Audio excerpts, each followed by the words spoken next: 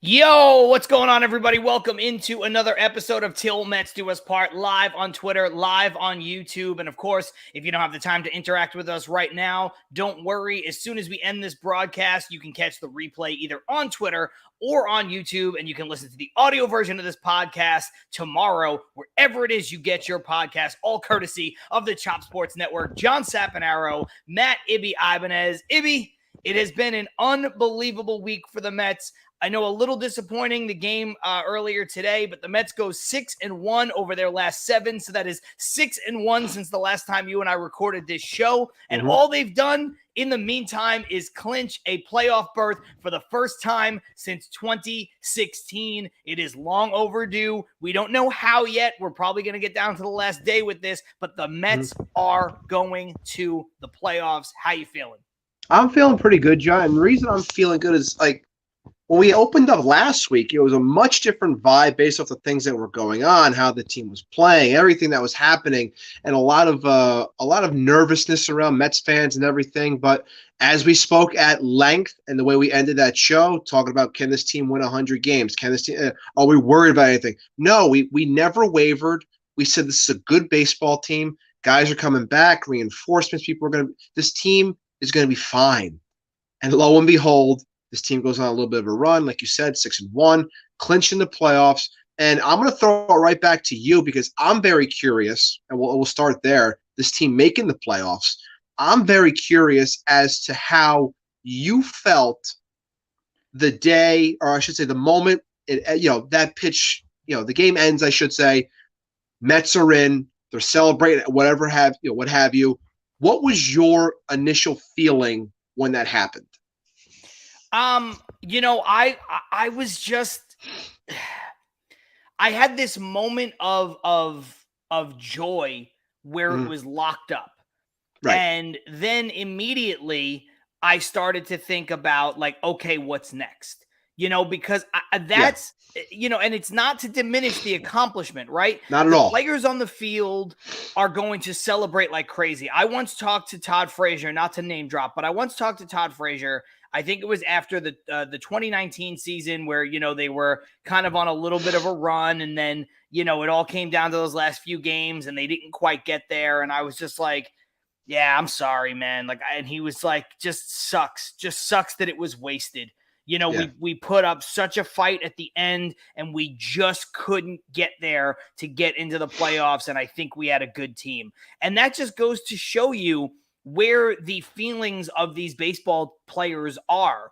162 is a slog. 162 is a grind. There is nothing to be taken for granted, no matter how good you are. When you get there, when you finally punch your ticket to the playoffs, you're going to celebrate. But if you're in the case that the Mets are in right now, where the Mets are not the Dodgers are on this unbelievable run.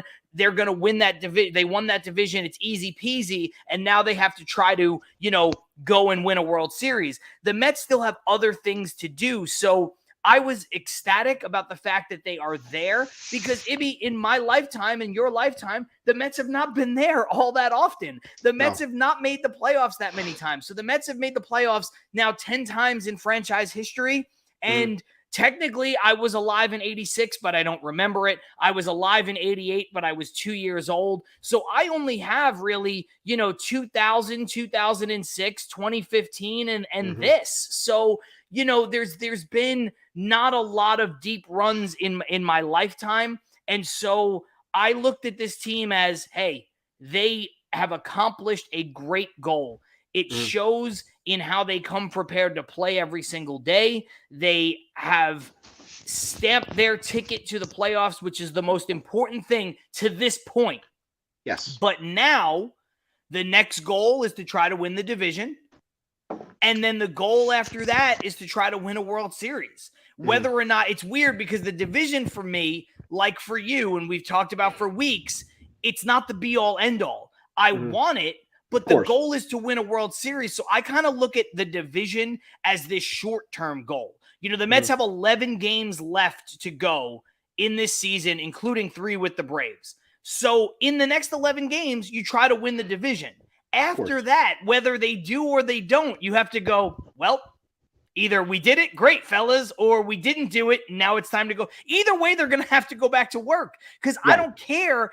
I like the path and the ease of the division, but I don't care about the prestige of the division because, like I said to you a couple weeks ago, I'd rather hang the World Series banner than the NL East banner. So that's kind of how I'm feeling. It's a long-winded way to get there, but I'm ecstatic that they're there. But I'm also like, okay, not in a negative way, but on to the next because I want to win a World Series because I think this team is good enough to do it. And I think what you just said really, I'm glad that we're clearly on the same page again because I would have thought that watching this team this year and knowing that they clinch a spot, I would have felt a little bit different once I realized that look. I'm ecstatic. I've been saying for the longest time on the show, I've been chasing that high of 15 of playoff baseball for our Mets. And I get to have it again because they're in the dance. But yeah, like in that moment, the game ended and I was happy to see the guys celebrating because like you said, it's a long season and you want like any team wants to get into the dance because once you get it, anybody can win once you're in. But yeah, in that moment, it was very quick. I don't want to call it fleeting, but I want to say like it was very quick for me because I was like, all right, great. What's next? Like, I want the division. Like, it's a division. It's the playoffs. It's thinking ahead about what's next, like you just said. And I'm just like, I think that shows you the growth that we, like me and you, have made as Mets fans because we said different mindset, new ownership, new team, wanting to build on these things, being a better franchise, all these things. And I think with Steve Cohen, like establishing this entire Mets pride type of thing, like you have these things, and Steve said it best. It's like, we celebrate a little bit now, a little subdued, nothing too crazy, because we're on to the next goal. And once we reach that, the celebration can be a little bit bigger, and then a little bit bigger. And then finally, we hope to reach our ultimate goal. And I think a lot of the fan base has taken that on as well. You're ecstatic. The team hasn't been to the playoffs that often. We finally got there again. Like you said, a handful of times within our lifetime, this team has actually made the playoffs. And I'm pumped up. I get that October baseball again. But yeah, I want more things. I think this team, like you said, we've mentioned 100 wins as a goal. That could be the next thing. Hopefully on the way towards 100 goals, it's a division. That's another goal. It's checking these boxes. And I think that this team is good enough to check those boxes. But yes, the ultimate goal is, being that last team staying. That's what I want too. Yeah, and let's just jump into the comments real quick. We got a few coming in for everybody watching live. If you're on YouTube specifically, comments come in real time. We try to get to as many as we can. Aaron Cruz says, "What's up, peeps?" And then What's up, David also says, "How are you, fellas? Great run the last few games. As for the celebration, they should celebrate, but not hard." Basically echoing everything you just said. We know their focus is on winning the division. They know it's important. And then, of course, we've got Aaron Cruz, division, which is also how I felt my entire life in math class, is just me screaming division. I don't know if this is too personal, but I got to be honest, guys. If somebody put a gun to my head right now and asked me to do long division to save my life, I would not be able to do it. I know how to divide numbers, but if I try to work out a division problem, Ibby, I know that you're a teacher. I know you're not a math teacher, but man, oh man, I would be absolutely screwed. Stevie Mack says, episode 69. Nice. All I can say is nice. Yeah. Look, it's funny. So much was made about the celebration, right? And should the Mets celebrate? Should the Mets not celebrate? And I think that's partially why I brought up the situation with Todd Frazier. It wasn't to name drop. It was the fact that, guys, they're going to celebrate. Major League Baseball teams are going to celebrate. I got news for everybody watching. I've been in clubhouses. They celebrate after every win. And they all have their own way of doing it. There are certain teams out here on the West Coast, like they designate a DJ and they have somebody play music, and it is like an absolute club atmosphere. There were certain people that used to be on the Mets that would drink their Busch Lights or whatever it was. You know what I mean? Like that, everybody celebrates. They celebrate after every game. You know why? It's hard to win Major League Baseball games. It's hard to win over 81 of them. It's even harder to win 90. It's even harder to win 95 of them. Dare say you ever get to 100. These are causes for celebration. So, Ibby, I'm with you. I didn't have an issue with the Mets celebrating. No. It was just the fact that if they had this blowout celebration, it was going to produce bad optics because they need to continue to win games. And I think Gary Cohen said it best on the broadcast after they had finally clinched. He said, normally the day after a clincher is this hangover game where, they don't play a lot of starters, guys get rested, but the Mets knew and acknowledge and still do acknowledge that there is work to be done. And so that to me was the biggest part of it, was that, look, they just can't afford a big celebration. If this was we clinched a playoff spot and the division was a foregone conclusion, like it was going to happen like a day or two later because they were 11 games up, then you have the blowout because it might not be the clincher, but it's about to be, and you can't really do it twice. So once you get it, you're like, let's go full tilt. We're making the playoffs. We can't be caught. It's a matter of time. Then you have the big blowout celebration. But the Mets couldn't afford to do it because it is what it is, man. They had to literally get back to work the next day lest they wind up tied with Atlanta again. So I think the Mets handled it perfectly. It was nice to see Pete Alonso drinking a Leinenkugel Summer Shandy, which is one of the most refreshing beers you could drink, especially if you're out by Milwaukee. Milwaukee's got those, I think it's brewed just outside of Milwaukee, somewhere in Wisconsin is the brewery. So, that's what you want to be drinking to celebrate. No, of course. There was no issues with them celebrating. And, I think the biggest thing, like you said, the fact that they won that game last night coming off of that. Look, if they would have, that's the one thing I was worried about. If they would have lost that game after a celebration, you knew the negative Nancy's were going to come out and say, oh, they drank too much. They did this. They're celebrating when they shouldn't be doing that. We're focusing on this. Like, I'm just happy that they won that game to really nip that before it became a talking point for anybody within the media, whether it's the people we like, people we don't like, doesn't matter in that sense.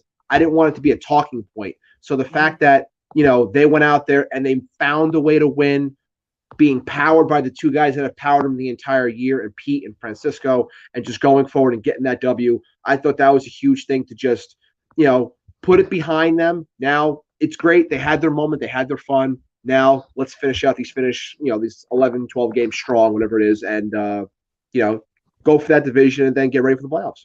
Yeah, I want to jump back into the comments because we've got a lot of people sharing their experiences and things of the like. David says, I was 7 in 86 and 9 in 88. I remember how we celebrated those years. So I remember that feeling. We celebrated in school in Queens even. I will never forget them. And then Aram says, I'm 51, don't remember the 70s, but I've seen everything else, seen some bad years, and I'm very happy to see my team finally being a part of the talk in New York. Follows it up by saying, I cried in 88. And I'm with you on that sentiment. Also, earlier, I just want to commiserate. He says, it was horrible also. I hated it with talking about math and division. And I can't stand math either. Listen, man, it's the absolute worst. If I was better at math, I wouldn't be a live event host, voiceover artist, actor, comedian, podcast host. I wouldn't be doing any of this. I'd probably have like a better real job, but I just I just can't do it. I just hate it so much. Stevie Mack also saying, it's the hardest to win on days when the Braves just happen to lose. And, look, we do have to bring that up because the Mets did have an opportunity here to gain ground today. But I do not with Stevie Mack's comment, because I think his is fair. It seems like it has been hard. The Mets are losing at the same time or at the same rate as the Braves. And so, but there's some people on Twitter that I take to task. Like, I think it was Michael Barron that said, like, with the Braves losing, this is a critical game for the Mets to win. And it's like, guys, there's 11 games left.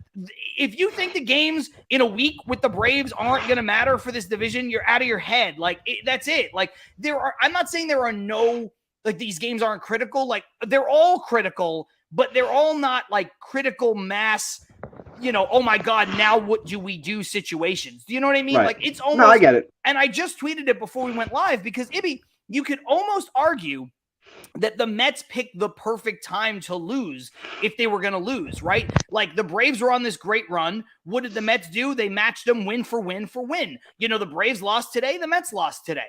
The Mets went 6-1 over their last 7, including taking 2 of 3 on the road against a good team. Now, I don't know if Milwaukee's going to make the playoffs, but they're certainly a bubble playoff team. They're close. I know they've had a down second half from where they probably should be, and a lot of that has to do with injuries to pitching, but they also beat up on Corbin Burns to take the clincher. Yes. Like the Mets are showing out over the last 6. They demolished a Pirates team they should beat. They took 2 out of 3 from, a good Milwaukee team on the road. They have a day off. They come out here to the West Coast. They get to play Oakland. Then they go back home to get to play 2 against Miami. The Mets are in a good spot. So I agree with Stevie that it's kind of a bummer we didn't pick up any ground. But for people to say the Mets needed to get ground, dude, there's 11 games left. You want to win them all if you can.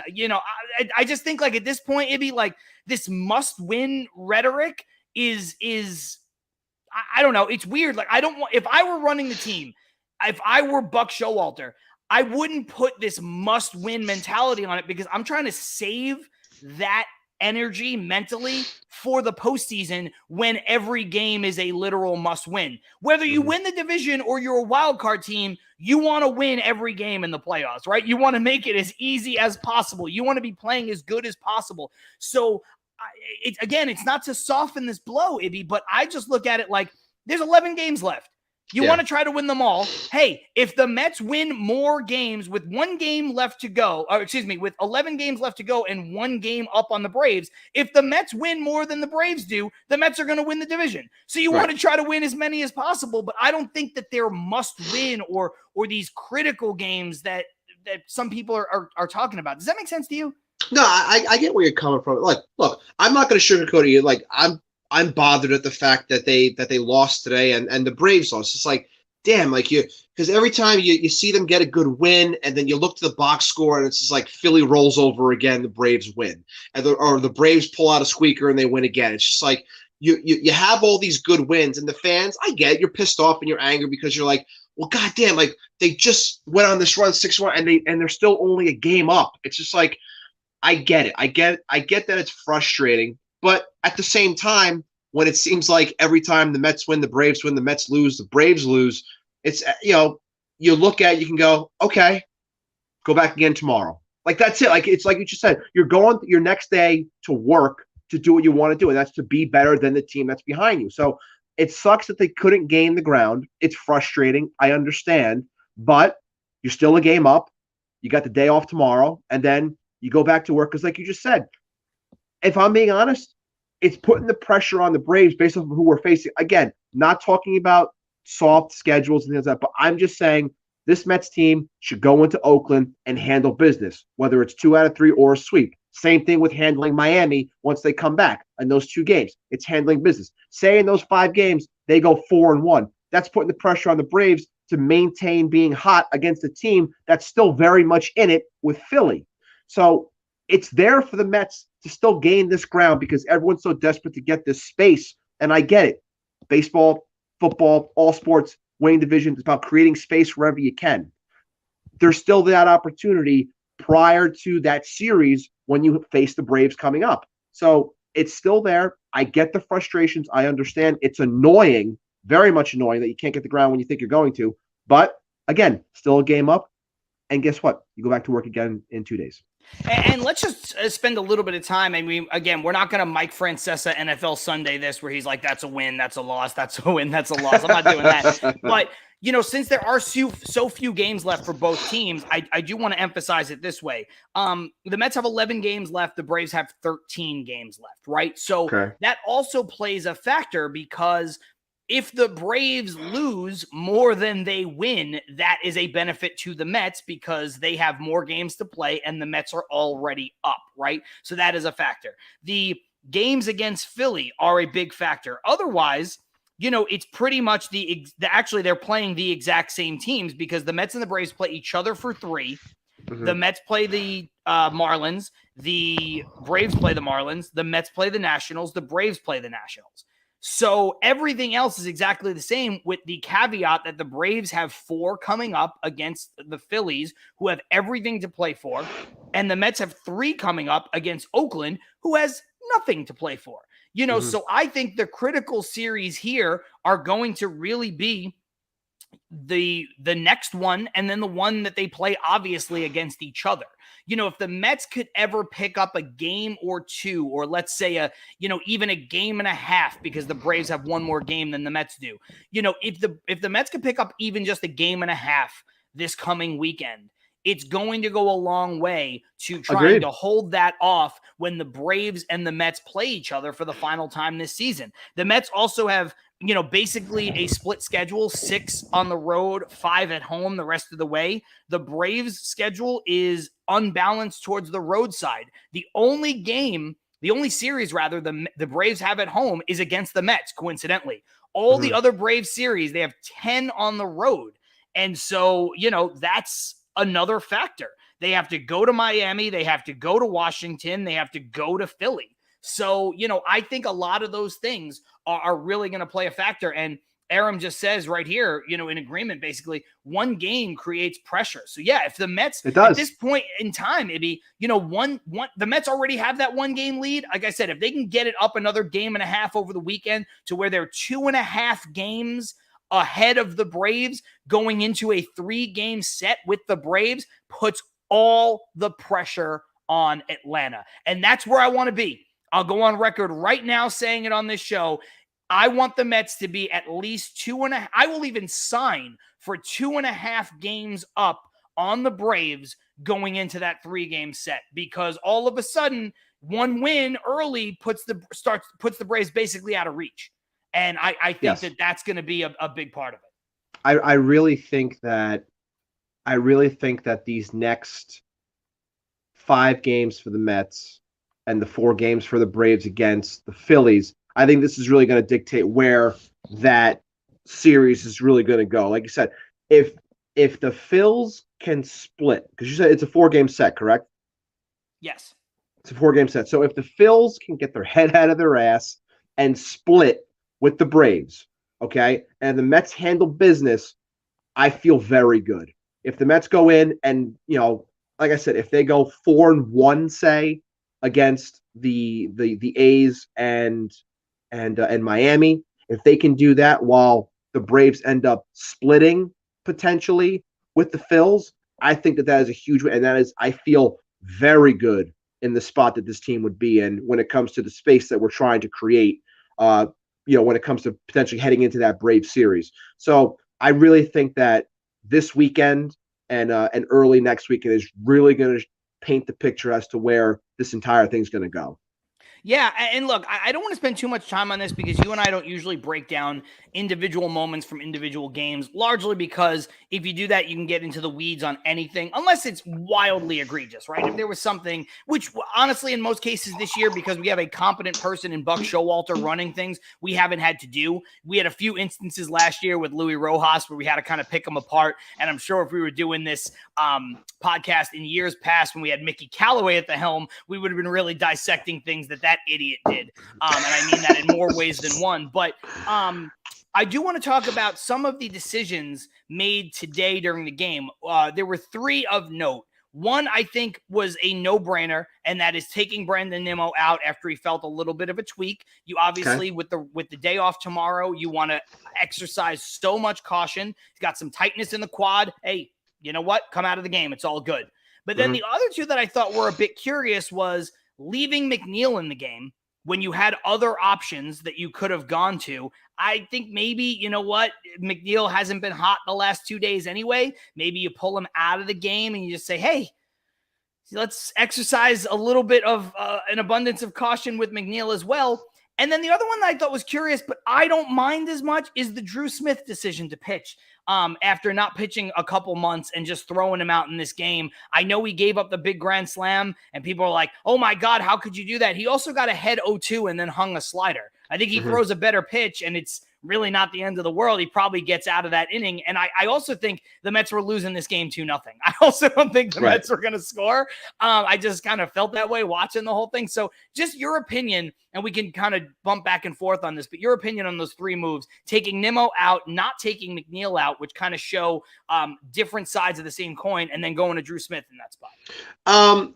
I'm going to be 100% honest because of work and everything. I didn't get a chance to watch the game completely like I normally do. But I think you painted a very good picture for me to see these situations as you just explained them. And I did see and hear about the Nimmo injury. So I was fine with the idea of taking him out right away. I think it's the proper thing to do. That's the guy that you want to be one of your catalysts for your lineup. You already have your main catalyst in Marte out. So you want to make sure you're taking care of Nimmo. So I get that 100%. And I'm also with you. I think it would be curious as to why you would do that with Nimmo and then not just pull McNeil. Give him the rest of the day, seeing where the game is going. I agree with you on that one. And when it comes to Smith, like, so you're saying that people were bothered with putting him in that spot? Yeah. So I forgot because I don't have an issue with that. Yeah, I forgot for a moment, and I apologize that I was just watching the game in real time, and I know that you always have that opportunity, but it was a day game on the East Coast, and obviously, you were working, and I just totally spaced on that. But right as I was posing that, David says, "Did you guys think it was the right time to put Drew Smith in with the bases loaded after being out for a while?" So, that's kind of been the curious thought process of, look, Drew Smith hasn't pitched in a major league game in like 2 months or 3 months or whatever it's been. And the first instance that he gets in the game is kind of rushed getting up because until the pinch hitter was announced, he really wasn't up warming. Buck bought a little bit more time. And then he brought him in the game to face the righty with the bases loaded. The situation was they walk Willy Adames with second and third and 2 outs to get to the lefty, Rowdy Tellez. David Peterson is in the game. They pinch hit for Rowdy with a right-handed hitter, and then Buck goes to his right-handed option, which was Drew Smith. And so if you follow the bouncing ball for me, I don't necessarily have a problem with it. If you want to nitpick the decision of, hey, Drew Smith wasn't ready, I could get you on that because I don't know. We always talk about how Edwin Diaz throws 4 pitches in the bullpen, he's loose, right? I don't know how long it takes Drew Smith to get ready. I'm not a bullpen coach. None of us are. And so we don't know exactly how long it takes Drew Smith to get ready. I'm sure Buck didn't do that on his own without asking if Drew was loose and ready to go. And the whole being out for 3 months thing doesn't bother me as much, Ibby, because it's not like he didn't have a rehab assignment. Like, he pitched. He's ready to go. If he wasn't ready to be put into a crucial situation, he wouldn't be on the team right now. So I don't know about being physically or mentally ready in the moment, given the fact that he only had a few pitches. If that's people's beef, I will concede that and say that's a fair critique. I don't know the answer. They don't know the answer. Only Buck and Drew Smith and the bullpen coach know the answer to that. But as far as him being in the game, period, in that spot, I don't care that he was out for a couple months. Put him in the game when you need to use him. That's my take on it. Yeah, and I think the idea of just, I guess that's Buck's way of being like throwing someone right to the fire right away. It's like, hey, we're in the middle of a pennant race. This might be a spot you need to be put in at a given time. But I guess to talk from the other side of the coin, people might be thinking, well, based off the people that are in this pen now and who's going to be in certain spots and helping, like with the McGills and the Lugos and the Ottavinos, is Drew Smith going to be put into these high leverage situations again? So maybe that's where they're kind of questioning it from, like, why put him there? Because you're saying at that point it was a 2-0 game still when they put him in. 2-0, bases loaded, 2 out. Yeah. So and I think a lot of this also stems from people, and I'm seeing Aram in the comments basically saying he doesn't understand Buck sometimes, and I think that's really saying how, through Buck's career, if there's been one thing that people have always questioned him on, it's always been how he uses the bullpen. So I think that kind of creeps into people's heads, and then you see some questionable things, and then it comes into light. It's like, well, I guess this is why people, in Texas or Baltimore, or bringing up the freaking Zach Britton story, like all these things where you think of Buck Showalter, it always comes back to the same thing. Extremely smart guy, knows how to handle a clubhouse. Does he know how to handle a bullpen? So I get where people are potentially coming from with that. You were watching the game. You know better than me. If you're going to tell me that this team just didn't have it today and they were probably going to lose 2-0 regardless, then maybe that was Buck's thought process. Hey, let's throw the guy out there. Let's try to give it a go and see if he can work his way out of the situation. I do think it is I'll put it this. It's a curious one, of all spots, because when you were first saying, I thought you were saying he put him out there. He worked his way into a spot where it was bases loaded. Then he gives up the big hit. But you're saying it was just bases were loaded, bringing him in. I can see why people maybe question it, but at the same time, not sure what the integrity of the bullpen was in terms of who was ready and everything, and who was ready to go for this game today. So if it was a spot where he's like, hey, he's back, he's the freshest arm, let's throw him out there, let's see what happens. Sometimes it happens like that, and I guarantee you someone could listen to that and be like, well, this is a playoff hunt, it's a pennant race, it's this, it's that, it's a division hunt, like Michael Barron, critical game, gotta be making the right decisions. I get it to an extent, but I'm not going to crucify the guy over it. Well, and here's the thing, and Aram also said I don't think he was mentally, as far as being ready for Drew Smith. Okay. And I kind of alluded to that before. Here's the thing that I look at. A lot of people question Buck's handling of the bullpen with regards to Edwin Diaz over the last couple weeks, right? How he wasn't getting him in games. He wasn't working him. But then we saw last night how that paid dividends because a very rested Edwin Diaz was absolutely unhittable, and they needed to go to him for a 4-out save, right? They needed to use him in that spot. And I think that is a little bit of a vindication for Buck's thought process. And it kind of gives us a little inside track to Buck's thought process of we're not going to use him in these games we don't need saves for the last couple weeks, because in the last week of the season and in the playoffs, we're going to go to Edwin Diaz for more than 3 outs if we need to. And you saw it right there play out. But then when you also take that logic into today's game, day game after a night game, who got into that game? We had Trevor May in that game. Okay. Mm-hmm. So now Trevor May might not be usable today, right? Now we have Edwin Diaz for 4 outs. You're certainly not going to bring him in the 7th inning, which was the condition of the game that we're talking about right now that Drew Smith gets in, right? Now you have to start to look into your bullpen depth and say, well, we know that Edwin Diaz can get ready quickly.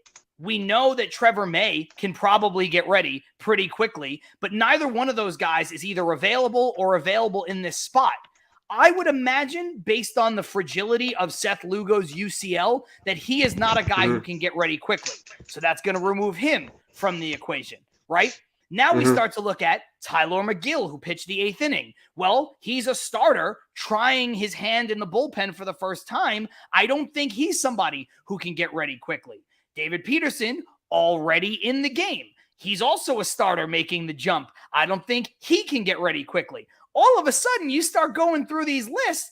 Drew Smith is the logical guy who you have to get up and say, Drew, you got to get ready as fast as you can, because if they go to a right-handed pitch hitter, it's you, baby. So that's why I look at the thought process there. It's not just this one game in a vacuum. It's day game after a night game, quick turnaround. Look who pitched last night. Look at the situation they were in. Now, if you want to argue, once you go to David Peterson in that spot, maybe you get Drew Smith up immediately, knowing that if the inning breaks the way that the inning breaks, you might have to take Peterson out and go to Drew Smith. You could argue that. Maybe he had to get Drew Smith up a batter earlier. I'm not going to dispute that, but I got to be honest, Ibby, I don't think Drew Smith gave up a grand slam because of when he was up. I don't think it's a 1-for-1. I think that the fact that he gave up the grand slam and put the game out of reach makes the decision look bad, but I don't think it's an automatic, how could you go to this guy? He was cooked.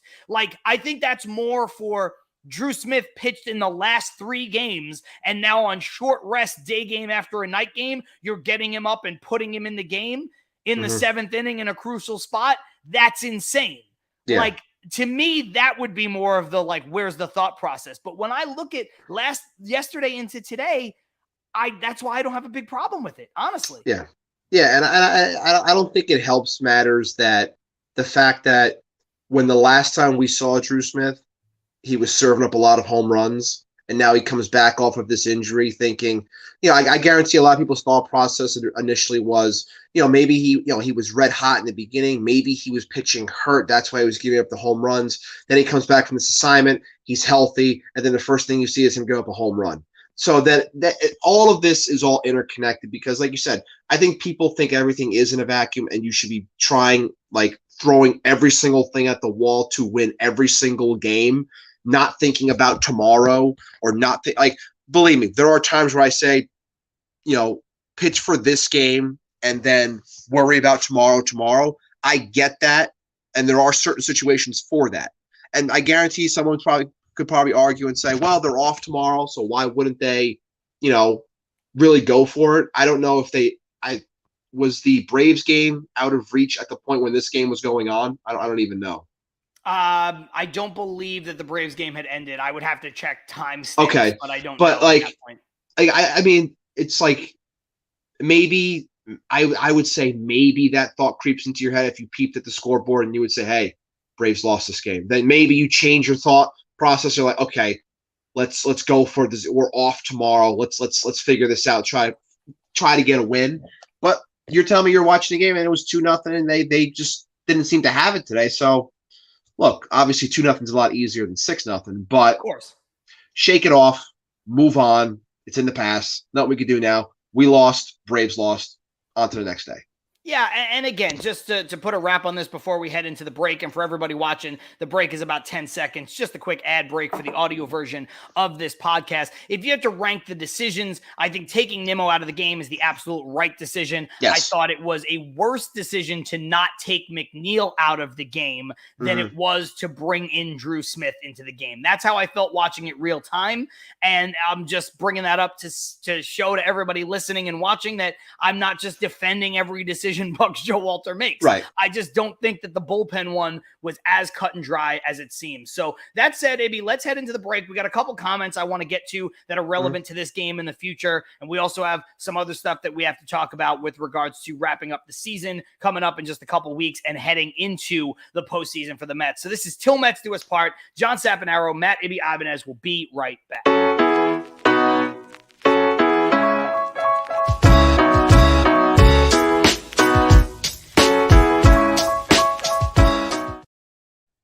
Yo, what's going on, everybody? Back just like that. John Sapanaro, Matt Ibby Ibanez, Till Mets Do Us Part. Ibby, we got another question here. Actually, before we get into that question, I want to go back to Stevie Mack. He said, don't forget, we broke a record today. We did break a record today. The Mets now have more hit-by pitches than any team in Major League history in the course of one single season. They broke the record set by the Cincinnati Reds just a season ago. It's funny because Mark Canha actually broke the record. He got hit by a pitch twice. Well, and he didn't even start the game. He came in for Brandon Nimmo, and his first at bat, he got plunked, and then he got plunked again. So, good for him, I guess. And then moving on from that, which I guess is cool. I don't know. It's one of those things where it's like, as long as nobody's hurt, give me a weird, quirky record like that. And then Aram says, I have a question. What do you fellas think about Lindor and an MVP? His numbers plus his defense, I don't know, maybe. And look, Lindor has been absolutely electric. If you look at things like F-WAR, he's like the fourth or fifth most valuable player in baseball. I saw a tweet from Joe DeMayo this morning that if you factor in his F-WAR, his contract this year should be worth $53 million or something like that. And that, of course, accounts defense and all that other stuff too. Ibby, I don't remember our season predictions exactly, but I think I had Lindor pegged for a top 10 finish in the MVP this year. And I think that's where, thank you for remembering. Yes. And I think that's where we're going to see Lindor finish. I think he's going to get votes. I don't think he's going to win the MVP. He might even be higher than top 10. Maybe he could be in the top 5, but I don't think he's going to win it. But I do think it speaks volumes to how good his season has been. He's basically a few runs scored and a few RBIs away from 100 and 100, which is the benchmark of a great season for somebody who spent most of the year batting third. Yeah, 100%. And I remember those predictions because my prediction for Carlos Carrasco might very well come true. So I will be posting that if it does hit. So that's why I remember that. You said he was going to lead the team in wins, right? I said 15 wins. Ooh, okay. Sorry. I said he was going to get 15 wins, and I think the overall stats that I gave are pretty close. So we'll watching that as the season progresses. But yeah, I think what Lindor has done for this team. Yeah, he's definitely. I'm sorry to interrupt. Yeah. I think I said that Pete was going to lead the league in RBI. I believe you did say that. Yes. I'm just saying when people and are I think these guys don't know what they're talking about. I swear to God, if Lindor finishes top 10, Pete leads the league in RBI, and Carrasco's numbers come true, we're going to have our own parade. Yeah. And I'm pretty sure we both said he would hit 40, and I think he's 3 away from 40 home runs. I believe he's got 36 so, 37 right now. So yeah, we kind of know what we're talking about a little bit sometimes. But yes, when it comes to Lindor, I definitely think he's going to get votes. I think he's really following that script that we laid out in the beginning of the year when we said he was going to follow that Carlos Beltran model of being comfortable that second year and really delivering, and he has done that in spades. Also, shout out to Francisco Lindor and the teammates for getting Max Scherzer a bottle of Ace of Spades for his 200th win, and obviously clinching a playoff spot. That's awesome. But yeah, everything he's done, the way he carries himself, like everything numbers wise in the field, he's an MVP in every right for this team. Do I think he'll get votes for the league? I think he will. I don't think he's going to win it. But everything that he has provided for this team is everything that we all signed up for and what we thought Francisco Lindor would be for us. And he's always been a superstar in every single right. And another thing when it comes to Lindor, this is a good segue because I wanted to mention it. I love the fact that he really takes it upon himself to always keep his eye on the prize.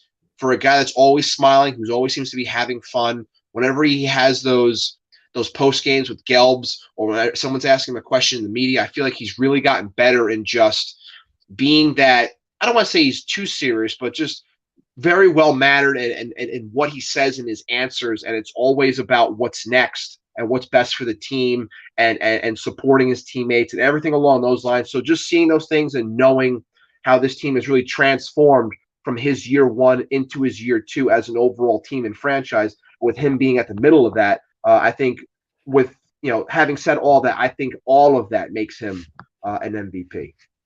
I totally agree. And I think whether he wins it or not, it's been an MVP caliber season. Pete's been great. McNeil has been great. Marte has been great. The things that Max has done, I would say Max has been in some cases first most, in some cases second most impactful player on the Mets next to Lindor. Obviously Jake is great, but there was so much of the season he wasn't here for, and I'm not taking anything away from Starling Marte and an all-star season and even guys like Bassett, but Lindor to me is the Mets MVP.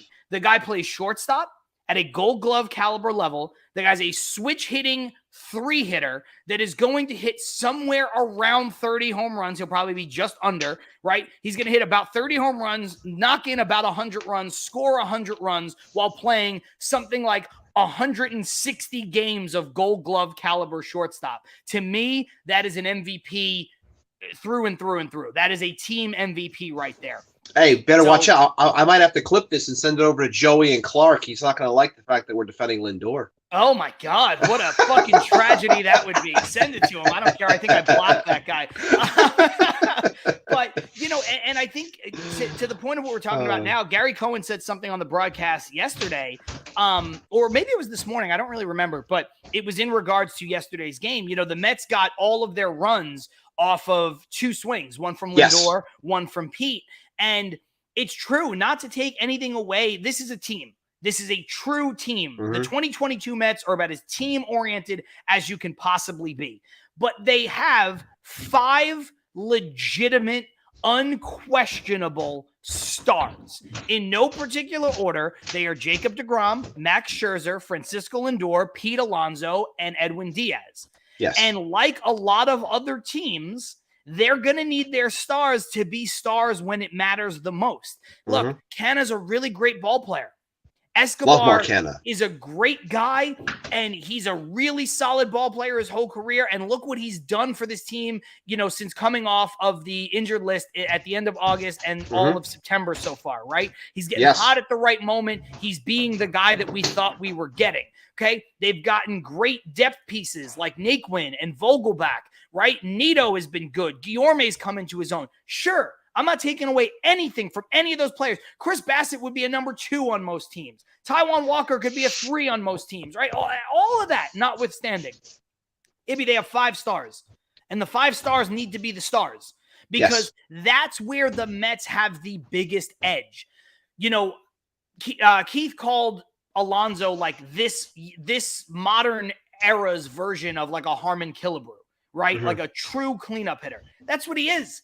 Lindor is an unbelievable threat in the 3-hole. You've got 2 aces that the likes of which we have not seen since Johnson and Schilling. I'll say that over and over again. And you've got a lights out closer having one of the best years in MLB history as far as a closer is concerned. So when you look at the depth on this team, it's great. But the Mets' advantage is what I just said. It's those 5 players. That's how the Mets are better than and are going to be better than and are going to beat other teams. It starts and ends with those 5 guys. Yeah, you're 100%. And I want to say it was I forgot exactly the person that was questioning it, but I know a former guest of the show, Tim Ryder, followed it up with proper stats as well. And it's always, people looking at the stats of players, when it comes to winning and losing. And when you look at the stats of those players, specifically from the offensive side, so if you were to look at the numbers of Pete and looking at the numbers of Lindor, when this team wins, you're going to see that those numbers are absolutely insane and through the roof. 300 plus batting averages, the amount of home runs and RBIs, the on-base percentages, all those things match up. And when this team loses and you look at their numbers, I don't think it's any shock that when this team loses, those numbers by those 2 guys are very much down. But that's across the lineup, though. But we're talking about the stars here. And, when the team loses, it's because the 2 guys that you're really depending on aren't really showing up that day, and you get the loss. But like you said, this team is built on those stars, and everyone else gets to work off of those stars. So, yes, you expect a star effort when it's time to go. And guess what? 11 games, it's time to freaking go, man. And, they're showing out. And hopefully we can continue this and right into October. Yeah, and I want to jump back to something we were talking about before, only because David was good enough to clarify, and it is important. The Nats had won 3-2 when we were in the middle innings of our game. So I think that game went final just before the decision was made. It was probably in the 5th or 6th inning that game went final.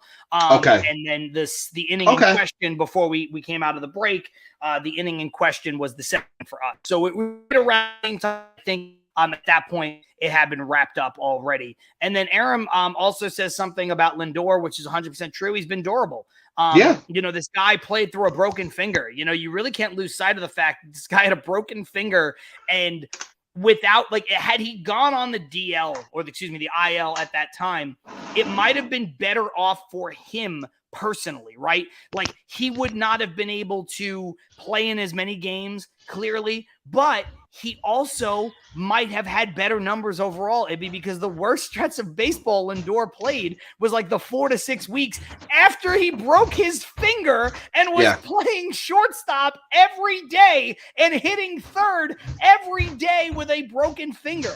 Similar injury to Marte. I understand different part of the finger and all that, but, Marte went on the IL, and I know Marte tried to, I'm not saying he's not as tough as Lindor or anything like that, but you just look at it, whereas Lindor could have easily gone down with that injury. And the fact that he was like, no, I am here and I am doing it and we are ready to rock. That to me is everything you need to know, again, about him being, to me, this team's MVP, and he certainly should get those MVP votes. James Dowling said, coming in late, but hey, they won the series. James, welcome to the live stream. Welcome, James. You can go back and listen to a lot of what we were talking about before. But yeah, look, the Mets 6-1 going into the off day.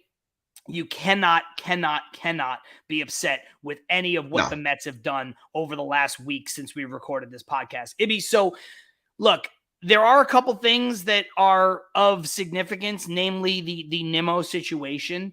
Look, nobody wants anybody to get hurt with just a few games to go. And I do think taking him out of the game, he was in the he was in the dugout for the rest of the game. He was talking to folks. He didn't look overly concerned. And I know when you're talking about muscle pulls and tendon pulls and things, they could be kind of nagging injuries that bother you for a bit, and they can linger, and it's not so cut and dried. but I do think it's an abundance of caution that they acted with to take him out of the game, and I ultimately think Nimmo's gonna be fine, especially with the off day. And look, if he's got to sit out a game, the first game of the series in Oakland too, I'm not gonna get crazy. You know, the best thing is to have Brandon Nimmo healthy for 2 weeks from now. It's not about, having him healthy for an Oakland series or, it'd be great if he's healthy for a Braves series. I'll take that, obviously. But, I just think you got to, again, with this team having clinched the playoffs, you have to worry about that season. You have to worry about the second season now. And I'm not saying you're punting games here, but I want Brandon Nimmo healthy for the playoffs. So anything that they do right now, I think is okay as far as nursing guys through injuries. No, and again, it's who you're facing. Look, you still got to go out there and play the games, but even if Nimmo has to sit out a game or even 2 games against Oakland, this Mets team, even without Brandon Nimmo, should be able to walk into Oakland and win those games. Like, again, that's about guys stepping up and doing what they need to do because they see that, hey, Brandon's banged up. Starling's still banged up. We're hoping to get him back for the Braves series. Or whatever it may be, whatever the situation may end up being, sometimes you got to get guys to step up. You move Canada to center. You get Guillorme back in the lineup. You put McNeil out there. You do what you got to do to figure it out. It's as simple as that. So, yeah, I'm fine with them pulling him out. Like you said, if you saw him and he seemed okay, like you said, abundance of caution. If he's got to sit out, he has the off day. If you want to sit out game 1 of Oakland, that's fine. Come back fresh for that second game. Whatever you need to do, I think you just put it best there. The focus, yes, we want the division, but at the same time, you have to be smart because the last thing you want to do is not have Brandon Nimmo for an October run. Yeah, I think it comes down to that. It sounds simple, but it is that simple. As we're talking right now, Ibby, I want to, before we get out here in a few minutes, I want to take, and obviously so much of the show has been dedicated to one thing, and that is the Mets making the playoffs, because I do think despite today's loss and how annoying it was, I think that's the most important thing, and Agreed. That should be the focus. But I do want to talk about something, because we talked about this a couple weeks ago, and I want to check back in on this. Right now, the Mets are 95-56. They are 39 games over 500, which sounds, oh my God, it's beautiful. It's a beautiful thing. They were 40 games over before today's loss, which is incredible. So 39 games over 500, 5 wins away from 100 wins. They could theoretically finish under 500 in their last 11. They go 5-6 in their last 11. They win 100. So I know I asked you this a couple weeks ago. Gun to your head, do you think the Mets win 100 games? They're now 5 games out. Yes. That's such a long-winded question for such an easy answer. No, it's because when you asked that question last week, I was like, where they were, and I was counting. I asked you for the schedule. I was counting things out, and I was just like, in my head, I was like, yes, they will get to 100. I sit here today and I still say, yes, they will get to 100 games. And I truly believe, like I said before, I think they make it. I think they could very well make it I think it's possible that they could make it by the time we record next. Again, that's them continually staying hot, but based off the opponent, I think that they can get there by the time we record again. But yes, I do think this team is going to break 100 wins, and I'm going to just double down again and say that I believe that this weekend and early next week is really going to dictate where this division is going to be potentially decided, or at least until we get to that Brave series. Yeah, man. Look, I don't want to play the strength of schedule game, and Aram says he totally agrees with your prediction. But the Mets are poised to potentially.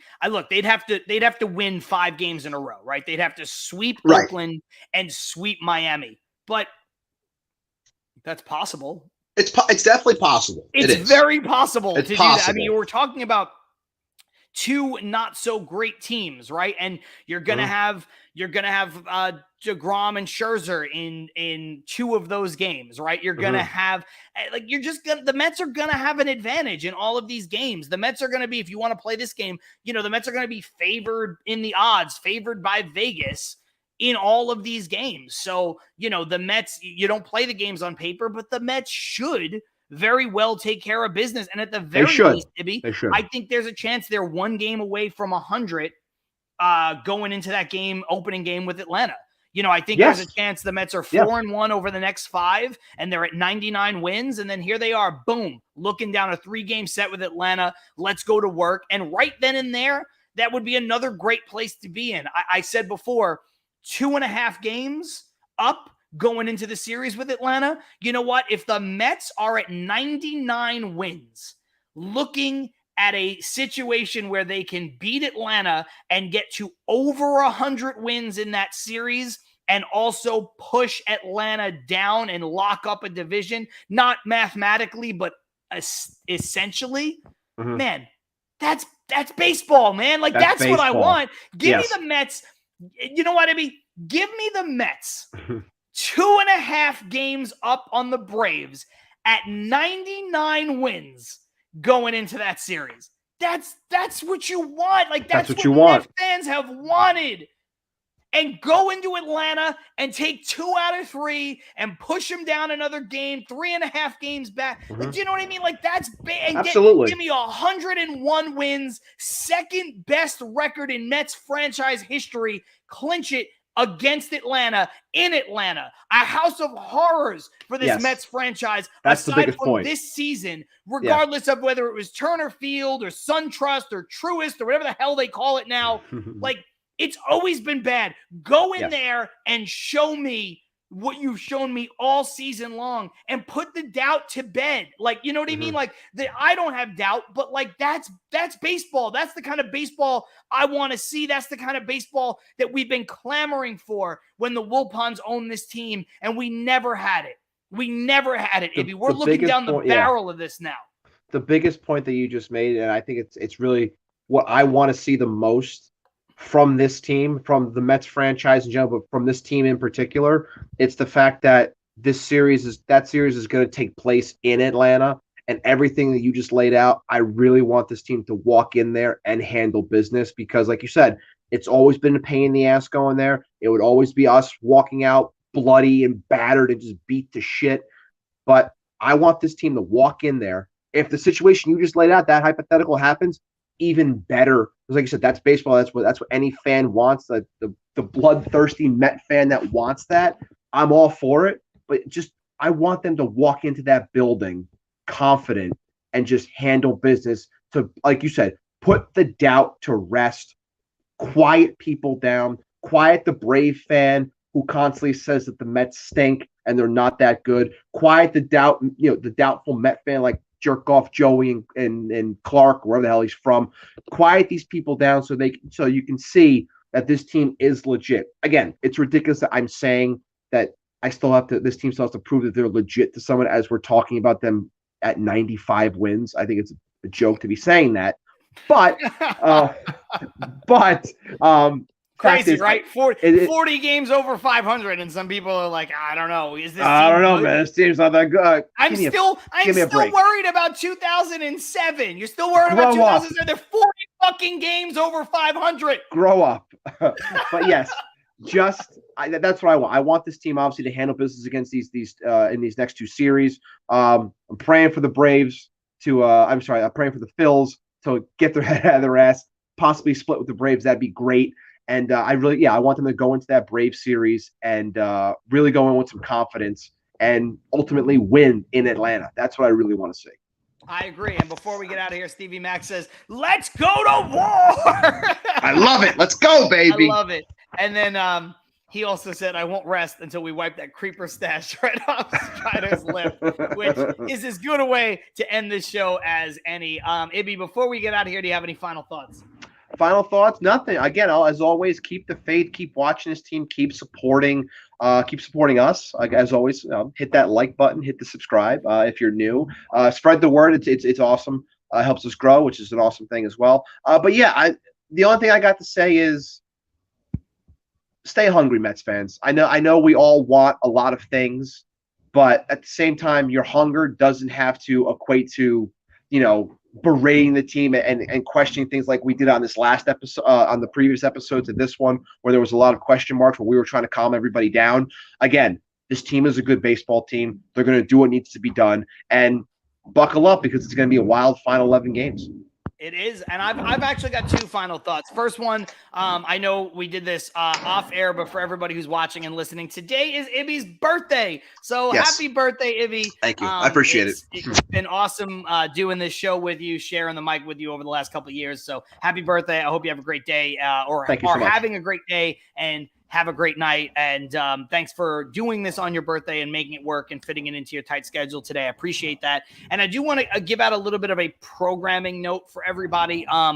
Starting next week, I am actually going to be out of the country for 3 weeks. And so the plan is to do this podcast as planned. The plan is to continue to do this podcast the way that we've done, especially because it's crunch time. It's going to be the end of the season. It's going to lead into the playoffs, but I am going to be far out of the country, and I'm going to be on the other side of the international date line. And so it might be difficult for stuff to align. So basically what I'm saying is bear with us. Keep your eyes on the Facebook group. Keep your eyes on our Twitter page. Keep your eyes even on our Instagram page. We'll do our absolute best to let you know when we're going live. And, even if there's an abbreviated show, Ibby and I are trying to, work our schedules out to make sure that it goes. So maybe, we can only sneak in a 30-minute episode or something like that. So just keep in mind, bear with us. I'm looking forward to going out of the country. It's a place that I've wanted to visit for a long time and work that I've wanted to do for a long time in this place. But it's just unfortunate that it coincides with the Mets finally getting to the playoffs at the same time. It just is what it is. Stevie Mac 23 says going to Japan to scout new players for us. Not quite, but I will be in that region. Well, sort of kind of in that region of the world. I'm going to Australia and New Zealand. So yeah. And then Stevie Mac also said, more importantly, happy B-Day to Ibby. And then David Stevie says, happy birthday as well. So all of that said, ladies and gentlemen, stay tuned. Please subscribe, turn those notifications on. Keep telling your friends like David and Aram have and Stevie Mac have. Everybody's always spreading the love on this show, and we appreciate you guys so much. Absolutely could not do it without you. I'm John. That's Ibby. This is Till Mets Do Us Part on the Chop Sports Network and live on Twitter, live on YouTube. We'll see you guys next time. Peace.